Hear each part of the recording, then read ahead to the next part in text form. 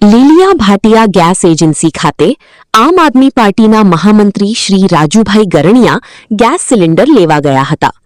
આ દરમિયાન તેમને એક્સપાયરી તારીખ ધરાવતો ગેસ સિલિન્ડર મળ્યાનો આક્ષેપ કરતા તેમણે તાત્કાલિક લીલિયા મામલતદારશ્રીને લેખિત આવેદનપત્ર આપી સમગ્ર મામલે યોગ્ય તપાસ કરવાની માંગ કરી હતી। મામલતદારશ્રીના માર્ગદર્શન હેઠળ કરવામાં આવેલી તપાસ દરમિયાન કુલ 17 એક્સપાયરી તારીખ ધરાવતા ગેસ સિલિન્ડરો અલગ કાઢવામાં આવ્યા હોવાનું જાણવા મળ્યું છે। ઘટનાને લઈને ગ્રાહકોની સુરક્ષા અંગે ચિંતા વ્યક્ત કરવામાં આવી છે। આ પ્રસંગે આમ આદમી પાર્ટીના મહામંત્રી રાજુભાઈ ગરણિયા, લીલિયા તાલુકા પ્રમુખ વિજયભાઈ વિરાણી, ગુજરાત પ્રદેશ ઉપપ્રમુખ અરુણાબહેન પંડ્યા તેમજ અન્ય કાર્યકર્તાઓએ તંત્ર સમક્ષ રજૂઆત કરી હતી અને જવાબદાર લોકો સામે કડક કાર્યવાહી કરવાની માંગ કરી હતી।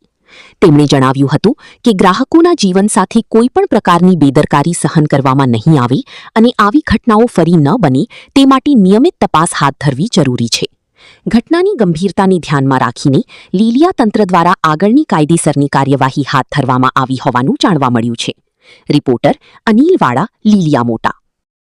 રોજ રાજુભાઈ ગરણિયાની અરજી પરત્વે અમોએ Bhatia gas agency HP company અંતર્ગત છે જેઓનું સ્થળ નિરીક્ષણ કરી તપાસ કરતા તેઓની ટોટલ 216 બોટલો પૈકી 17 બોટલો ગેસની જે એક્સપાયરી ડેટની જોવા મળેલ છે, જેને અલગ તારવી અને કંપનીમાં પરત કરવા તજવીજ હાથ ધરવામાં આવેલ છે। બાકીની બોટલો માટે વિતરણ શરૂ રાખવા તેઓને જણાવેલ છે।